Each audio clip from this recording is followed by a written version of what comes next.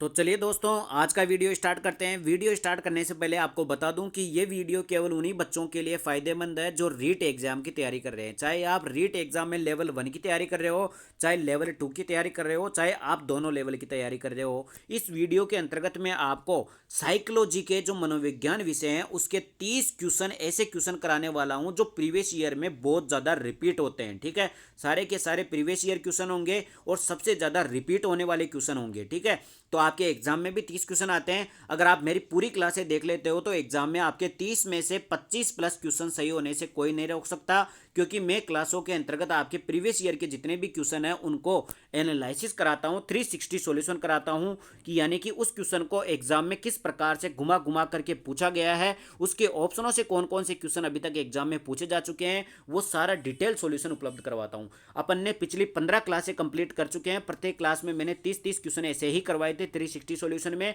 आज की हमारी ये 16वीं क्लास है, तो पिछली क्लास अगर आपने नहीं देखी हो तो चैनल पर जाना और पिछली क्लासें देख लेना। प्लेलिस्ट बना रखी है साइकोलॉजी के नाम से। तो बिना किसी देरी के वीडियो स्टार्ट करते हैं। आज का हमारा पहला क्लास है, पहला क्वेश्चन होगा जो 16वीं क्लास का पहला क्वेश्चन होगा। देखो भाई साहब, अगर आपने अभी तक चैनल को सब्सक्राइब नहीं किया हो तो चैनल को सब्सक्राइब जरूर कर लेना। वीडियो पसंद आए तो वीडियो को लाइक भी कर देना। तो आप सबको पता है कि अपन साइकोलॉजी के 1000 क्वेश्चनों की बात कर रहे थे। कौन से क्वेश्चनों की? 1000 क्वेश्चनों की पीडीएफ की बात कर रहे थे। उसमें से 262 क्वेश्चन कंप्लीट कर चुके थे पिछली 15 क्लासों के अंतर्गत। आज अपनी 16वीं क्लास है, इसके अंतर्गत अपन स्टार्ट करेंगे क्वेश्चन नंबर 263 से और आगे के 30 क्वेश्चनों का जिक्र करने वाले हैं बिल्कुल 360 सॉल्यूशन में। तो आज का हमारा पहला क्वेश्चन है और इस पीडीएफ का 263वां क्वेश्चन।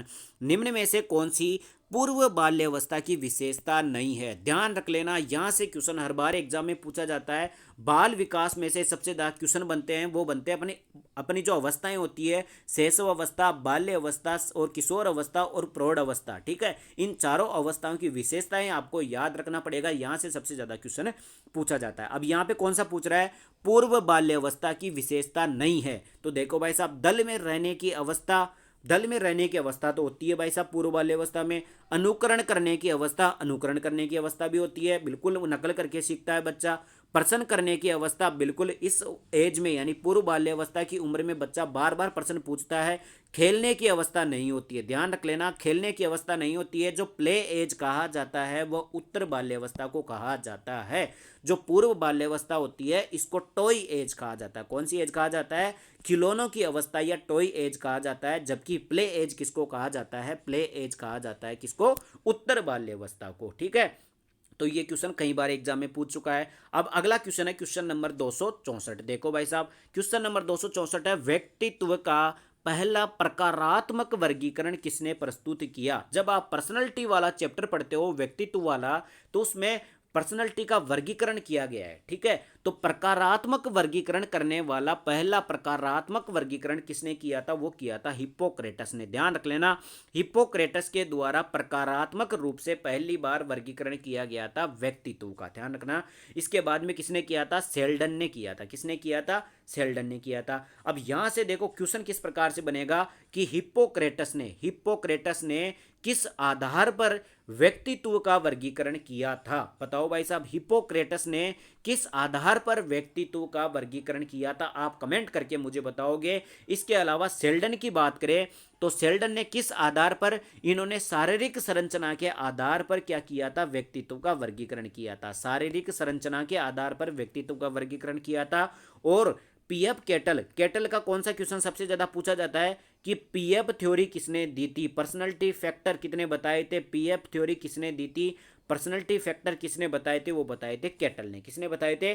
कैटल ने बताए थे पर्सनैलिटी फैक्टर। ठीक है, ये सारे क्वेश्चन एग्जाम में अभी तक इस क्वेश्चन से पूछे जा चुके हैं। अगला क्वेश्चन देखें, question number 265। Very very important question. ये क्वेश्चन इतना खास है कि यहां से लगभग मैं आपको 10 क्वेश्चन प्रीवियस ईयर के एग्जाम के तैयार करके बताऊंगा। ठीक है, तो देखो भाई साहब, सूझ द्वारा सीखने के सिद्धांत का प्रतिपादन किया। सबसे पहले तो देखो, अंतर्दृष्टि एवं सूझ का एक सिद्धांत है। अंतर्दृष्टि एवं सूझ का सिद्धांत है। किसका सिद्धांत है ये?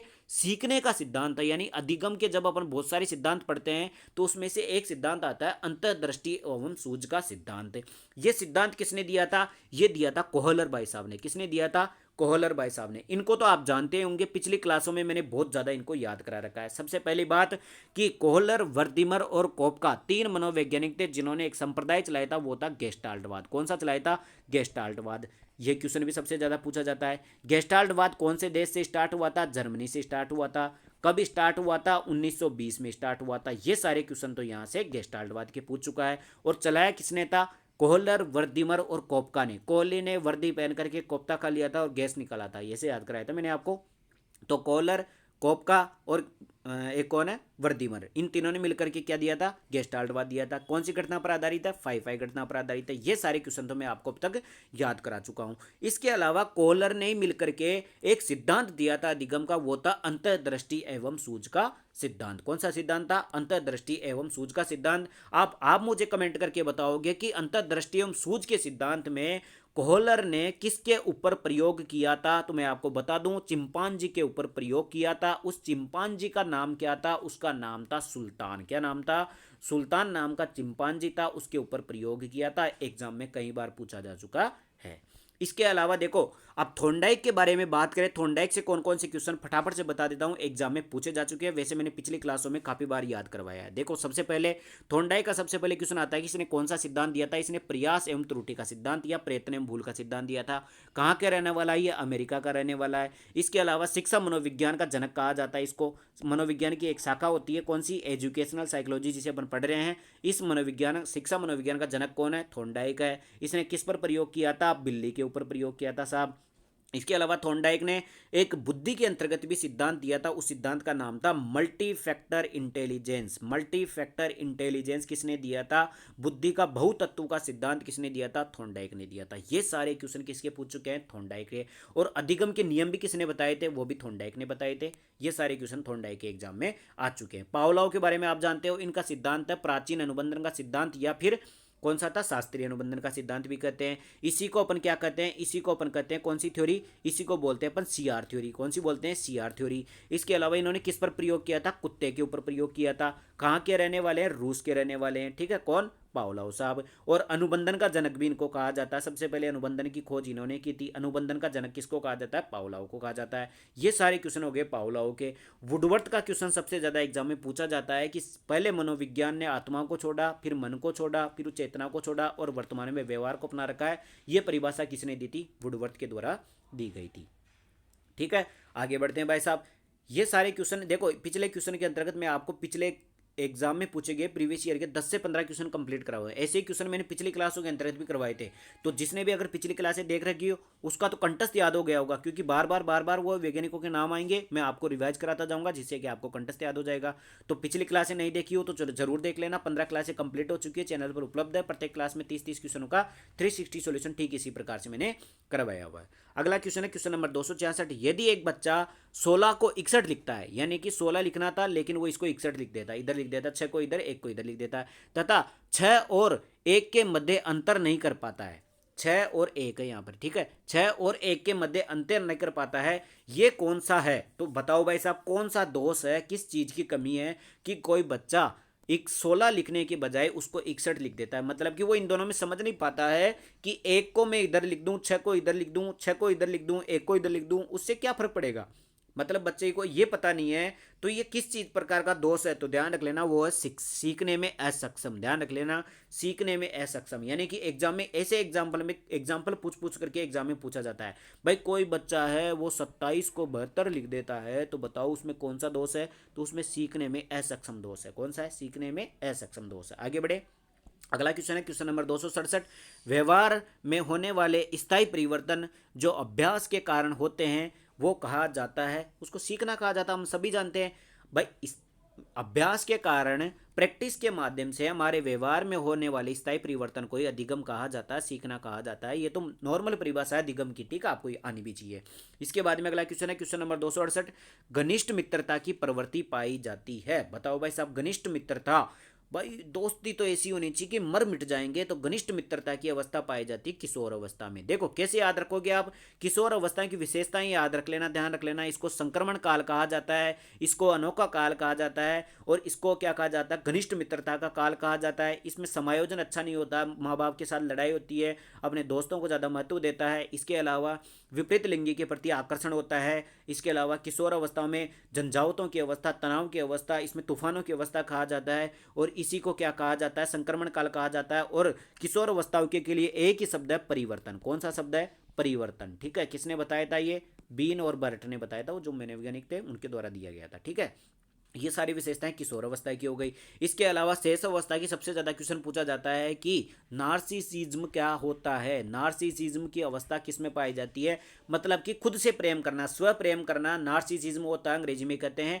और एग्जाम में अंग्रेजी में पूछा जाता है नार्सिसिज्म क्या है। नार्सिसिज्म की विशेषता किस में पाई जाती है, शेष अवस्था में पाई जाती है। बच्चा खुद से ही प्रेम करता है, अपने से ही लगाव रखता है, स्व प्रेम की भावना शेष अवस्था होती है। इसके अलावा शेष अवस्था को एक कहा जाता है टॉय एज भी कहा जाता है, खिलौनों की एज भी कहा जाता है, लेकिन तभी कहेंगे जब ऑप्शन में पूर्व बाल्यावस्था ना हो। ध्यान रख लेना, पूर्व बाल्यावस्था हो जाएगी तो उसको टॉय एज कहेंगे। ठीक है, इसके अलावा शेष अवस्था को कहा जाता है क्या, सबसे महत्वपूर्ण अवस्था कहा जाता है, सबसे महत्वपूर्ण अवस्था कहा जाता है।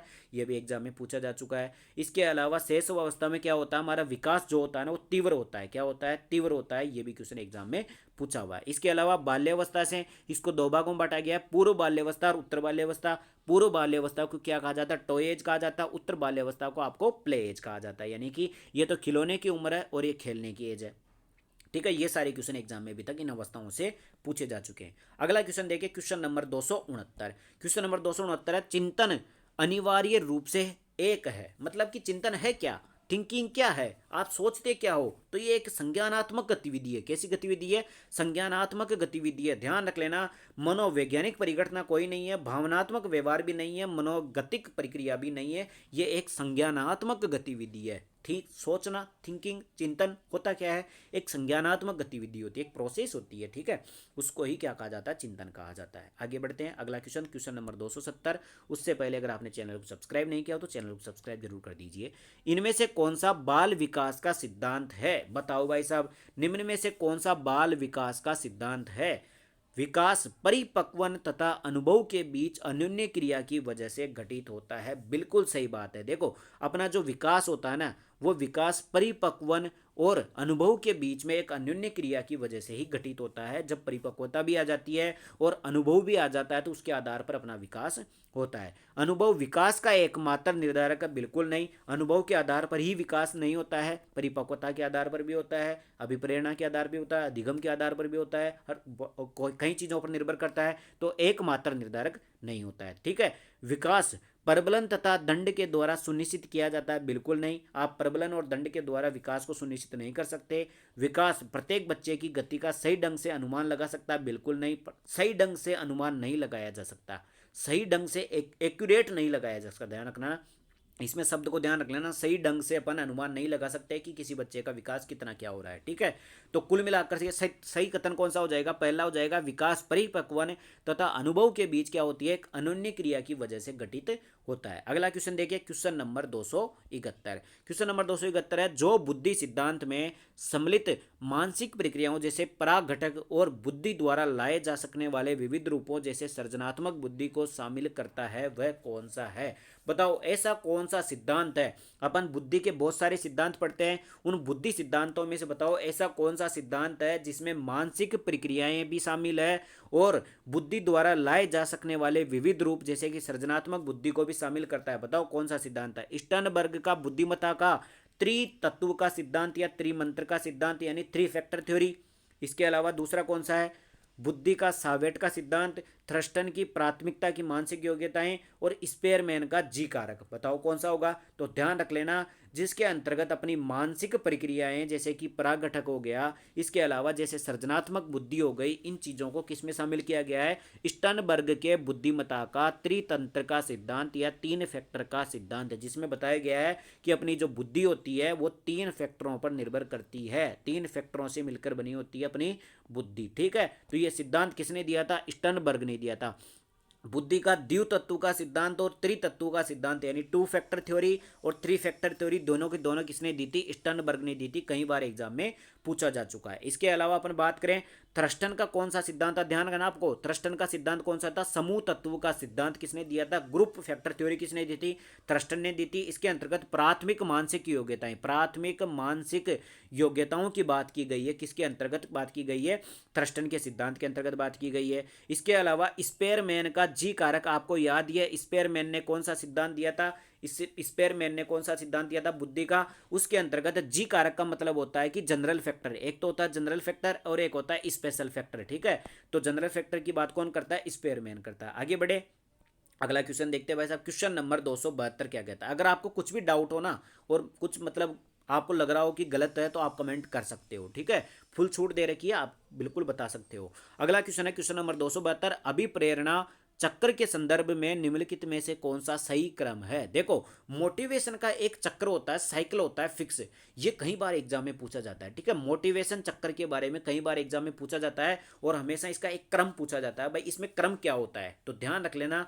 वैसे वैसे मोटिवेशन का जो निश्चित क्रम होता है ना, उसमें सबसे पहले आती है आवश्यकता, ध्यान रख लेना, क्या आती है? आवश्यकता। दोनों ऑप्शन में आवश्यकता दे रखी है। इसके बाद में आती है प्रबल प्रेरणा, ध्यान रख लेना। सबसे पहले तो आवश्यकता उत्पन्न होगी, यानी कि अपन सीखेंगे कैसे? सबसे पहले आवश्यकता उत्पन्न होगी, फिर प्रबल प्रेरणा होगी, फिर प्रबल प्रेरणा से क्या होगा? उत्तेजना जागृत होगी, जिससे अपन लक्ष्य उन्मुखी व्यवहार करेंगे, यानी कि लक्ष्य को ध्यान में रखकर उसके अनुसार व्यवहार करेंगे, फिर अपन उसको उपलब्धि कर लेंगे यानी हासिल कर लेंगे, फिर उत्तेजना में कमी हो जाएगी। तो कुल मिलाकर के अभिप्रेरणा चक्र क्या होता है? अभिप्रेरणा चक्र में सबसे पहले तो आवश्यकता आती है, आवश्यकता के बाद में अपन प्रबल प्रेरणा आती है, यानी मोटिवेशन आता है। जैसे मेरे को भूख लगी तो मेरे को मोटिवेशन आएगा कि यार कुछ खाना पड़ेगा, भोजन के प्रति मोटिवेशन आएगा। मेरे में उत्तेजना जागृत होगी भोजन को हासिल करने के लिए, फिर मैं लक्ष्य उन्मुखी व्यवहार करूंगा, भोजन को प्राप्त करने के लिए मैं उसके अनुसार कार्य करूंगा। भाई मेरे को आटा लगाना पड़ेगा तभी रोटी प्राप्त होगी, तो लक्ष्य उन्मुखी व्यवहार किया मैंने। इसके बाद में फिर क्या होगी? उपलब्धि, यानी मैं रोटी बना लूंगा, फिर खा लूंगा, तो मेरे को उपलब्धि मिल गई, फिर उत्तेजना में कमी आ जाएगी, सीधी सी बात है। भाई अपनी आवश्यकता पूरी हो गई तो उत्तेजना में कमी भी आ जाएगी। तो ये क्वेश्चन सबसे ज्यादा एग्जाम में पूछा जाता है, इसको ऐसे याद रखना। कैसे याद रखोगे? भाई आपको कुल मिलाकर के भूख लगी, तो सबसे पहले तो आवश्यकता क्या हुई? भूख लगना। प्रबल प्रेरणा क्या हुई? अपने को यार भूख लग रही है, भोजन की मोटिवेशन जागेगा, उत्तेजना बढ़ जाएगी। फिर अपन क्या करेंगे? लक्ष्य उन्मुखी व्यवहार करेंगे, आटा लगाएंगे, फिर खाना बनाएंगे, फिर अपन खाना खाएंगे तो उपलब्धि हो गई, अपन ने हासिल कर लिया। अब खाना खा लिया तो उत्तेजना में तो कमी आ ही जाएगी, आवश्यकता की पूर्ति हो गई है। तो ये क्या होता है? एक अभिप्रेरणा का चक्र होता है। इसको आपको ऐसे याद रखना पड़ेगा, कई बार एग्जाम में पूछा जाता है, वेरी वेरी इंपॉर्टेंट क्वेश्चन है। आगे बढ़े, अगला क्वेश्चन है क्वेश्चन नंबर 273। उससे पहले अगर आपने चैनल को सब्सक्राइब नहीं किया तो चैनल को सब्सक्राइब जरूर कर दीजिए। पिछली 16 क्लासें अपनी कंप्लीट हो चुकी है, अगर वो नहीं देखी है तो आप उनको देख लेना, ठीक है। प्लेलिस्ट बना रखी है साइकोलॉजी के नाम से, वहां पर देख लेना। आज का क्वेश्चन है अगला क्वेश्चन, क्वेश्चन नंबर 273। शब्दों में अक्षरों के क्रम को पढ़ने में कठिनाई का अनुभव करना और अक्सर चाक्षुष स्मृति का ह्रास से संबंधित है। मतलब हो रहा क्या है? देखो प्रॉब्लम कैसी है, प्रॉब्लम क्या आ रही है? प्रॉब्लम आ रही है कि शब्दों में अक्षरों के क्रम को पढ़ने में कठिनाई, कुल मिलाकर के पढ़ने में कठिनाई हो रही है।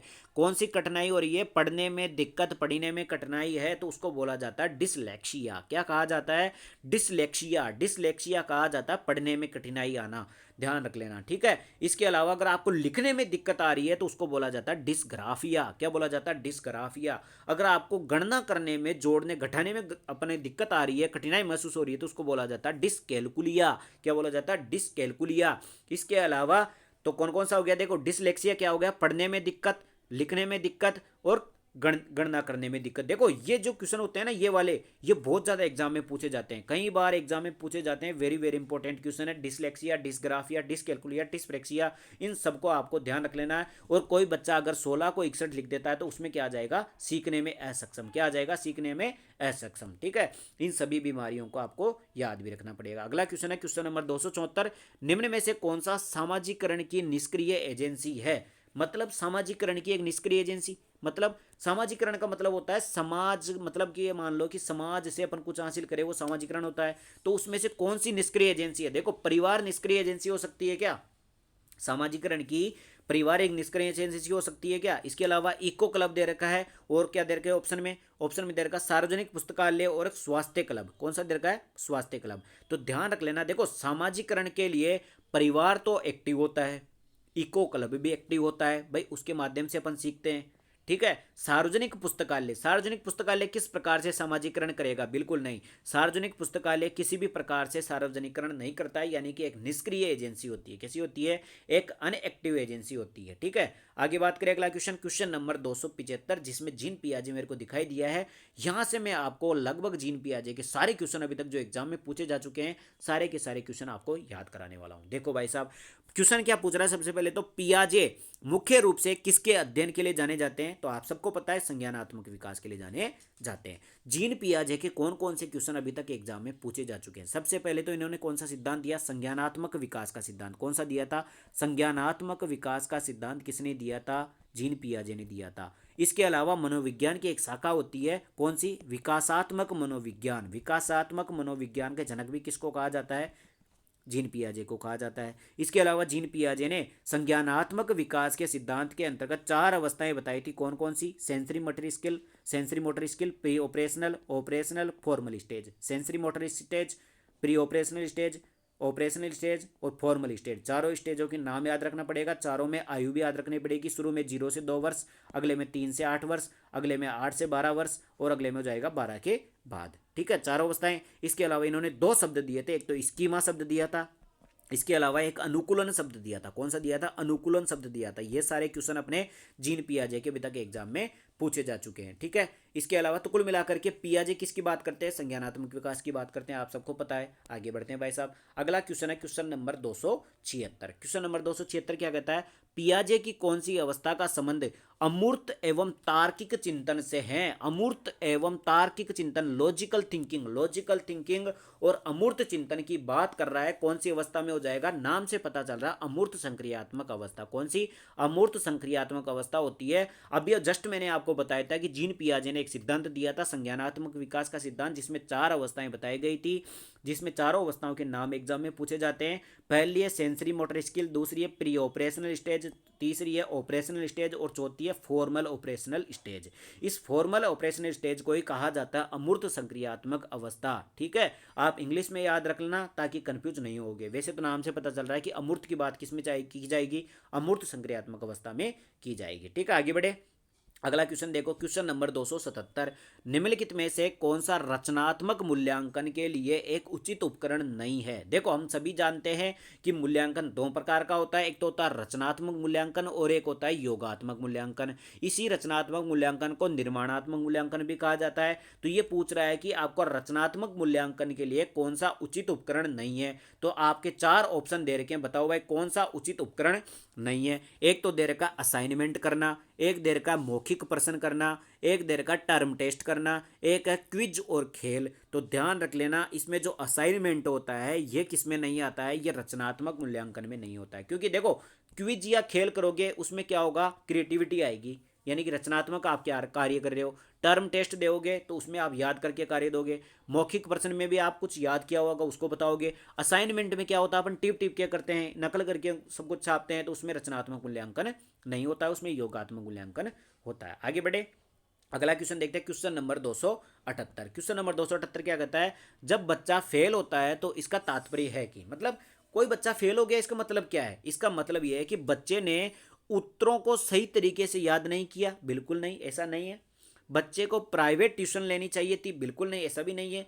व्यवस्था फेल हुई है, बिल्कुल सही बात है। कोई बच्चा अगर फेल हो गया तो इसका मतलब कि उसकी व्यवस्था फेल हो गई है, या तो स्कूल की व्यवस्था फेल हो गई या बच्चे की व्यवस्था फेल हो गई। स्कूल की व्यवस्था कैसे? अगर अच्छी पढ़ाई नहीं होगी, शिक्षा अच्छी नहीं होगी तो उस चक्कर में बच्चा फेल हो जाएगा। या फिर बच्चे की व्यवस्था फेल हो सकती है, उसने सही ढंग से पढ़ा नहीं हो तो उसकी वजह से फेल हो सकता है। बच्चा पढ़ाई के लिए योग्य नहीं है, बिल्कुल नहीं। अगर कोई बच्चा फेल हो जाता है इसका मतलब ये नहीं है कि पढ़ाई के लिए योग्य नहीं है। आगे बढ़े, अगला क्वेश्चन आता है क्वेश्चन नंबर 279। उससे पहले अगर आपने चैनल को सब्सक्राइब नहीं किया तो चैनल को सब्सक्राइब जरूर कर दीजिए। क्यों करना है? क्योंकि सुबह 7 बजे आपको डेली इसी चैनल पर क्लास मिलेगी। उसका नोटिफिकेशन तभी मिल पाता है, यूट्यूब तभी नोटिफिकेशन भेजता है जब आप सब्सक्राइब बनते हो। ठीक है, जब आप सब्सक्राइबर होंगे तो आपके पास नोटिफिकेशन सुबह 7 बजे पहुंच जाएगा। ठीक है, तो अगला क्वेश्चन है क्वेश्चन नंबर 279, निम्नलिखित में से किस मनोवैज्ञानिक का सिद्धांत सुव्यवस्थित व्यवहार का सिद्धांत के नाम से जाना जाता है। ध्यान रख लेना, कई बार एग्जाम में पूछ चुका है, सुव्यवस्थित व्यवहार का सिद्धांत किसको कहा जाता है, क्लोर्क हल के सिद्धांत को। क्लोर्क हल का सिद्धांत कौन सा था, पुनर्बलन का सिद्धांत, परबलन का सिद्धांत या सबलीकरण का सिद्धांत, इसी को सुव्यवस्थित व्यवहार का सिद्धांत भी कहा जाता है, क्लोर्क हल का, क्लोर्क हल। ठीक है, थॉर्नडाइक के बारे में कितने क्वेश्चन बन चुके हैं सारे एग्जाम में बता चुका हूं, एक बार फटाफट से रिवीजन में करा देता हूं। सबसे पहले सिद्धांत कौन सा था, प्रयासन त्रुटि का सिद्धांत, इसी को प्रयत्न मूल का सिद्धांत कहा जाता है, बिल्ली पर प्रयोग किया था, और इसके अलावा इसको शिक्षा मनोविज्ञान का जनक कहा जाता है, और इसको प्रथम शैक्षिक मनोवैज्ञानिक भी कहा जाता है। बुद्धि का कौन सा सिद्धांत दिया था, बहुतत्व, सॉरी कौन सा दिया था, मल्टी फैक्टर यानी बहुतत्व बुद्धि का सिद्धांत दिया था। इसके अलावा थॉर्नडाइक ने क्या किया था, थॉर्नडाइक ने क्या किया था, अमेरिका का रहने वाला था, और थॉर्नडाइक ने अधिगम के नियम बताए थे। ठीक है, मुख्य नियम बताए थे 3 तो, और दूसरा कौन बताए थे, गौण नियम बताए थे 5। ठीक है, ये सारे क्वेश्चन थॉर्नडाइक के अभी तक एग्जाम में पूछे जा चुके हैं। इसके अलावा कोहलर के क्वेश्चन, सबसे पहले तो कोहलर ने सिद्धांत कौन सा दिया था, अंतर्दृष्टि सूझ का सिद्धांत दिया था, किस पर प्रयोग किया था, चिंपांजी पर प्रयोग किया था। चिंपांजी का नाम क्या था, सुल्तान नाम था, कौन से संप्रदाय पर आधारित था, गेस्टाल्टवाद पर आधारित था। गेस्टाल्टवाद किस घटना पर आधारित है, फाई घटना पर आधारित है। किस किसने इसकी खोज की थी, कोहलर, वर्दीमर और कोपका ने खोज की थी। इसके अलावा इसमें समग्रता या पूर्ण आकार की बात की जाती है। इसके अलावा कहां पर खोज की गई थी, जर्मनी में खोज हुई थी गेस्टाल्टवाद की। कब खोज हुई थी, 1920 में खोज हुई थी। कब हुई थी, 1920 में। सारे क्वेश्चन हो गए कोहलर से संबंधित। ठीक है, और आगे बढ़ते हैं भाई साहब, अगला क्वेश्चन, क्वेश्चन नंबर 280। देखो भाई साहब, अध्यापक को चाहिए कि सीखने की प्रारंभिक अवस्था में वह बच्चों की अधिक से अधिक सहायता करे, अधिक पुनर्बलन प्रदान करे, तथा सीखने की अंतिम अवस्था में न्यूनतम सहायता करे, एवं कथन किस मनोवैज्ञानिक के सिद्धांत पर आधारित है। देखो क्या होता है कि जब कोई नया नया सीखता है ना, तो शुरू शुरू में प्रारंभिक अवस्था में तो शिक्षक को क्या करना चाहिए, मदद करनी चाहिए, उसको पुनर्बलन भी देना चाहिए। फिर जब वो सीखने की अंतिम अवस्था में आ जाता है तो उसको न्यूनतम सहायता करनी चाहिए, कम से कम टीचर को सहायता करना चाहिए, बच्चे को ज्यादा करना चाहिए काम। ठीक है, तो किस मनोवैज्ञानिक सिद्धांत पर आधारित है, कोलविन के सिद्धांत, स्किनर के सिद्धांत, क्लोर्क हल्की के सिद्धांत, और एक कौन सा अपने पास, गिलफोर्ड के सिद्धांत। तो ध्यान रख लेना, आप सभी जानते हो शुरू शुरू में आपको परबलन देना है यानी पुनर्बलन देना है, फिर पुनर्बलन को सबसे कम कर देना है। तो ये कौन सा सिद्धांत था, क्लोर्क हल्क का सिद्धांत था। ध्यान रख लेना, क्लोर्क हल्क का सिद्धांत था, जिसमें क्या हुआ था, जिसमें चूहों की मतलब गैंग बनाई थी, उनको लक्ष्य हासिल करना था। पहले वाले सीधे चले गए, दूसरे वाले घूम घूम के चले गए, तीसरे वाले को लक्ष्य निर्देशित कर दिया, तो इस प्रकार पहुंचे थे। कुल मिलाकर के पुनर्बलन की बात किसमें करता है, पुनर्बलन का सिद्धांत किसने दिया था, पुनर्बलन का सिद्धांत दिया था क्लोर्क हल ने। तो क्लोर्क हल के सिद्धांत में बात की गई है। अब देखो क्लोर्क हल से कौन कौन से क्वेश्चन अभी तक एग्जाम में पूछे जा चुके हैं। एक क्वेश्चन तो जस्ट पिछला क्वेश्चन ही आया था अपना, कौन सा भाई, व्यवस्था अधिगम का सिद्धांत कौन सा था, या अपन देख लेते एक बार, नाम क्या था उसका, सुव्यवस्थित व्यवहार का सिद्धांत कौन सा था। क्लोर्क हल का एक क्वेश्चन तो पूछता है कि सुव्यवस्थित व्यवहार का सिद्धांत कौन सा था, सीएल क्लर्क ने दिया था। इसके अलावा और कौन सा था, पुनर्बलन का सिद्धांत या परबलन का सिद्धांत या सबलीकरण का सिद्धांत दिया था। इसके अलावा अपन बात करें क्लोर्क हल का और कौन सा क्वेश्चन है, आप कमेंट करके जरूर बताना, देखते हैं। और भी बीएफ स्किनर के बारे में आप जानते हो, इसका पूरा नाम है बीएफ स्किनर, अमेरिका का रहने वाला था। सिद्धांत क्रिया प्रसूत अनुबंधन का सिद्धांत है, सक्रिय अनुबंधन का सिद्धांत भी कहा जाता है, पुनर्बलन पर जोर देता है, और इसके अलावा इसने कबूतर और चूहे पर प्रयोग किया था, और अमेरिका का रहने वाला है, ये तो मैंने बता दिया। और अभिकर्मित अनुदेशन यानी कि प्रोग्राम्ड लर्निंग की बात करता है कौन, स्किनर। ठीक है, ये सारे क्वेश्चन स्किनर के हो गए। इसके अलावा और कौन देर का है, गिलफोर्ड देर का है। तो गिलफोर्ड के बारे में अभी तक मैंने आपको 2-4 क्वेश्चन और बता चुका हूं। ठीक है, आगे बढ़ते हैं। अगला क्वेश्चन है क्वेश्चन नंबर 281, विलियम वुंट तथा टिचनर किस विचारधारा के प्रवर्तक थे। Very very important. देखो बहुत सारी विचारधाराएं होती है, जैसे गेस्टाल्टवाद, संरचनावाद, इसके अलावा व्यवहारवाद, बहुत सारे थे। उनमें से आपको बताना है कि विलियम वुंट और टिचनर कौन सी विचारधारा के प्रवर्तक थे। तो ध्यान रख लेना, संरचनावादी, संरचनावादी स्ट्रक्चरलिज्म जो होती है, संरचनावादी विचारधारा, संरचनावाद के जनक कौन है, विलियम वुंट और टिचनर। टिचनर टिचनर टिचनर से तो पता चल ही जाएगा, संरचना चना। ठीक है, टिचनर और विलियम वुंट ने संरचना विचारधारा के जनक है। और आपको यहां से बताना है कि व्यवहारवादी, व्यवहारवाद के जनक कौन है, व्यवहारवाद का जनक कहा जाता है वाटसन। इसके अलावा व्यवहारवादी कौन कौन है, वाटसन हो गया, बीएफ स्किनर हो गया, थॉर्नडाइक हो गया, और अपना कौन सा हो गया, मैकडूगल हो गया। ठीक है, ये सारे व्यवहारवादी है। गेस्टाल्टवाद विचारधारा वाले 3 हैं, वर्दीमर, कोपका, कोहली। कोहली ने वर्दी पहनी, कोपका खाया और गैस निकाल दी। ठीक है, ये कहानी मैंने आपको याद करवाई थी।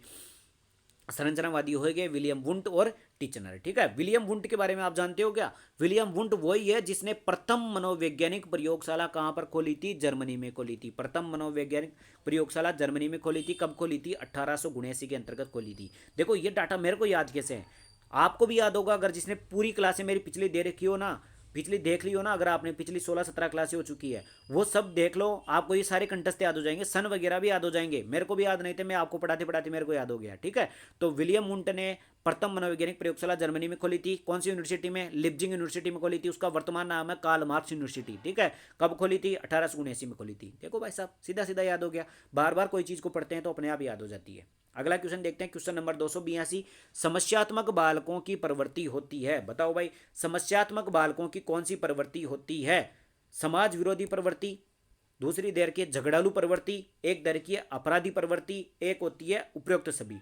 देखो जो समस्यात्मक बालक होता है ना, समस्यात्मक बालक की प्रवृत्ति होती है सभी प्रकार की। समाज विरोधी भी होता है वो, क्योंकि उसके समस्या है ना, अगर दिमाग में प्रॉब्लम हो गई तो समाज विरोधी भी हो जाएगा, झगड़ालू प्रवृत्ति भी हो जाएगी, अपराधी प्रवृत्ति भी हो जाएगी, तो उपयुक्त सभी हो जाएगा। ठीक है, आगे बढ़ते हैं, क्वेश्चन नंबर 283। ये देखो ये आ गया, अभी जस्ट मैंने आपको क्वेश्चन कराया था और ये आ गया। देखो कई बार एग्जाम में पूछ चुका है, सबसे पहले मनोवैज्ञानिक प्रयोगशाला किस देश में खोली गई थी? जर्मनी में खोली गई थी। कब खोली गई थी? 1879 में खोली थी। किसने खोली थी? वुंट ने खोली थी। विलियम वुंट का पूरा नाम है। कौन सी यूनिवर्सिटी थी? लिपजिंग यूनिवर्सिटी थी। कौन सी थी? लिपजिंग यूनिवर्सिटी थी। लेकिन वर्तमान में इस यूनिवर्सिटी का नाम है कार्ल मार्क्स। कौन सी है? कार्ल मार्क्स यूनिवर्सिटी है। कौन सी? लिपजिंग यूनिवर्सिटी या कार्ल मार्क्स यूनिवर्सिटी में खोज की थी। कब की थी? 1879 में प्रथम प्रयोगशाला खोली थी जर्मनी में। आगे बढ़े, अगला क्वेश्चन देखते हैं भाई साहब, क्वेश्चन नंबर 284। क्वेश्चन नंबर 284 है, व्यवहारवाद की मुख्य विशेषता है। बताओ भाई, व्यवहारवाद की मुख्य विशेषता क्या होती है? मापन करना, निरीक्षण करना, उपरोक्त दोनों या इनमें से कोई नहीं। तो व्यवहारवाद का काम होता है मापन करना। ध्यान रख लेना, व्यवहारवाद का काम होता है मापन करना। ठीक है, आगे बढ़ते हैं, क्वेश्चन नंबर 285। फ्राइड ने मन की तुलना किससे की है? Very very important question. भाई सिगमंड फ्राइड के कौन कौन से क्वेश्चन अभी तक एग्जाम में पूछे जा चुके हैं, सबसे पहले वो बता देता हूं। सिगमंड फ्राइड का सिद्धांत था मनोविश्लेषणवाद का सिद्धांत या मनोलैंगिक विकास का सिद्धांत। इसके अलावा इसने मन 3 प्रकार के बताए थे, चेतन मन, अर्धचेतन मन और अचेतन मन। इसके अलावा 3 शब्द दिए थे, इड, ईगो और सुपर ईगो। इसके अलावा अपन सिगमंड फ्राइड की बात करें तो सिगमंड फ्राइड के बारे में और कौन सा क्वेश्चन आता है भाई? ठीक है, 3 मन बताए थे, तीनों शब्द बताए थे, मनोविश्लेषण का वाद का सिद्धांत, मनोलैंगिक विकास का सिद्धांत। अब बात करते हैं कि ये क्वेश्चन क्या पूछ रहा है। ये पूछ रहा है फ्राइड ने मन की तुलना किससे की है? तो मन की तुलना किससे की है? वो की है समुद्र में तैरते हुए हिमखंड से, यानी कि समुद्र में तैरता हुआ जो बर्फ का टुकड़ा होता है उसकी तुलना किससे की गई है? मन से की गई है। हमारे मन जो होता है वो एक बर्फ के टुकड़े के समान है जो समुद्र में तैर रहा है, यानी कि अपना जो मन होता है इस पूरे शरीर के अंतर्गत, पूरे ब्रह्मांड के अंतर्गत एक बर्फ के टुकड़े के समान तैर रहा है, जिस प्रकार बर्फ का टुकड़ा समुद्र के अंतर्गत तैरता है। देखो आपको कंफ्यूज कर सकता है, समुद्र में तैरता हुआ जहाज, समुद्र में तैरता हुआ मगरमच्छ या समुद्र में तैरता हुआ बर्फ का टुकड़ा। तो ध्यान रख लेना, बर्फ के टुकड़े से तुलना की थी मन की। किसने? सिगमंड फ्राइड ने। आगे बढ़े, अगला क्वेश्चन, क्वेश्चन नंबर 286। शिक्षकों की तैयारी की आधारशिला होनी चाहिए। तो ध्यान रख लेना, शिक्षकों की तैयारी की आधारशिला क्या होनी चाहिए? शिक्षा मनोविज्ञान होनी चाहिए। देखो अपन यहाँ पे ये नहीं कह सकते कि पाठ्य पुस्तक के आधार पर ही शिक्षकों की तैयारी होनी चाहिए, पाठ्यक्रम के आधार पर ही शिक्षकों की तैयारी होनी चाहिए, पाठ्यचर्या के आधार पर ही शिक्षकों की तैयारी होनी चाहिए, बिल्कुल नहीं। शिक्षा मनोविज्ञान के आधारशिला होनी चाहिए शिक्षकों की तैयारी का। ठीक है, शिक्षा मनोविज्ञान ही शिक्षक को सीखना चाहिए, उसके बाद में ही पढ़ाना चाहिए। ठीक है, आगे बढ़ते हैं, अगला क्वेश्चन, क्वेश्चन नंबर 287। समाज मिति विधि में अध्ययन किया जाता है। देखो एक विधि है समाज मिति। कौन सी विधि है? समाज मिति। इसमें क्या अध्ययन किया जाता है? एक समूह की बनावट का अध्ययन, इसके अलावा और क्या अध्ययन का? समाज के अमीर वर्ग का अध्ययन, बिल्कुल नहीं। सामाजिक नियमों का अध्ययन, बिल्कुल नहीं। तो इसमें देखो आप गलत कर सकते हो, यहाँ पे आप सामाजिक नियमों का अध्ययन करोगे लेकिन उसको समाज मिति नहीं कहते हैं। ठीक है, समाज मिति के अंतर्गत क्या करते हैं अपन? समूह का अध्ययन करते हैं। क्या कहते हैं? एक समूह की बनावट का अध्ययन करते हैं कि एक समूह किस आधार पर बना हुआ है, एक समूह किस आधार पर बना हुआ है, वो समाज विधि विधि के अंतर्गत अध्ययन किया जाता है। आगे बढ़े, अगला क्वेश्चन है क्वेश्चन नंबर 288। क्वेश्चन नंबर 288 कहता है, आधुनिक शिक्षा का संबंध व्यक्ति तथा समाज दोनों के कल्याण से है। आधुनिक शिक्षा का संबंध किससे है? व्यक्ति और समाज दोनों के कल्याण से है। यह कथन किसने कहा था? ये फ्रेंडसन ने कहा था। आपको याद रखना पड़ेगा, परिभाषाएं एग्जाम में पूछी जाती है। ठीक है, अगला क्वेश्चन है क्वेश्चन नंबर 289। आज का हमारा सेकंड लास्ट क्वेश्चन। उससे पहले अगर आपने चैनल को सब्सक्राइब नहीं किया है तो चैनल को सब्सक्राइब जरूर करना। पिछली क्लासें नहीं देखी हो तो प्लेलिस्ट बना रखी है, वहां पर जाकर के देख लेना। किशोर अवस्था की विशेषताओं को सही ढंग से स्पष्ट करने वाला एक शब्द है परिवर्तन। बिल्कुल सही बात है। किशोर अवस्था की अगर आपको सारी विशेषताओं को बताना है तो एक ही शब्द बोल देना, परिवर्तन। परिवर्तन, सबसे ज्यादा परिवर्तन किशोर अवस्था में होता है। इसको संक्रमण काल की अवस्था कहा जाता है, इसको अनोखा काल कहा जाता है, इसको बिल्कुल जैसे विपरीत लिंगी के प्रति आकर्षण होता है, दिवा सपन होते हैं। इसके अलावा समायोजन की प्रॉब्लम आती है, इसमें समायोजन नहीं हो पाता है। इसके अलावा ये बीच में मतलब नेता बन करके घूमता है। मतलब क्या होता है कि इसमें बच्चे में आत्मविश्वास आ जाता है, ठीक है, कुछ भी करने के लिए स्वयं आत्मनिर्भर हो जाता है, ठीक है। आगे बात करते हैं अगला क्वेश्चन। आज का हमारा अंतिम क्वेश्चन, क्वेश्चन नंबर 290। स्वस्थ शरीर में स्वस्थ मस्तिष्क का निवास करता है, ये कथन। भाई साहब आपने बचपन से सुन रखा होगा कि स्वस्थ मस्तिष्क में स्वस्थ शरीर में स्वस्थ मस्तिष्क, यानी कि अगर आपका शरीर स्वस्थ है तो आपका मस्तिष्क भी स्वस्थ है। ये कहावत किसने कही है, ध्यान रख लेना। ये कहावत किसने कही थी, ये कही थी क्या क्या देर का, गार्नर देर का, रास देर का, प्लेटो देर का, अरस्तु देर का। तो ये हो जाएगा अरस्तु। अरस्तु ने कहा था कि स्वस्थ शरीर में स्वस्थ मस्तिष्क निवास करता है। और इसी कहावत के साथ आज की क्लास एंड करते हैं। अपन ने टोटल 30 क्वेश्चनों का इसमें 360 सॉल्यूशन किया है, जो बहुत ज़्यादा इंपॉर्टेंट थे। बाकी अगर आपने पिछली 16-17 क्लासेज जो रुकी है नहीं देखी है तो वो जा करके देख लेना। चैनल पर प्लेलिस्ट बना रखी है। और वीडियो पसंद आए तो वीडियो को लाइक करना और चैनल को सब्सक्राइब जरूर करना। कल सुबह मिलते हैं सुबह 7 बजे अगली क्लास के अंतर्गत।